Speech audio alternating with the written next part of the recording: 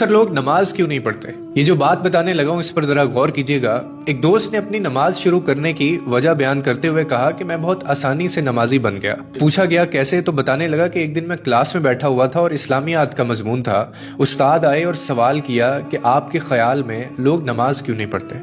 ایک بچے نے معصومیت سے کہا کہ سر جو لوگ مر گئے ہیں شاید وہ نماز نہیں پڑھتے۔ پھر دوسرے بچے نے معصومیت سے بولا کہ سر جنہیں نماز نہیں آتی شاید وہ نماز نہیں پڑھتے۔ اس کے بعد ایک اور بچے نے کہا کہ سر جو مسلمان نہیں ہیں وہ نماز نہیں پڑھتے۔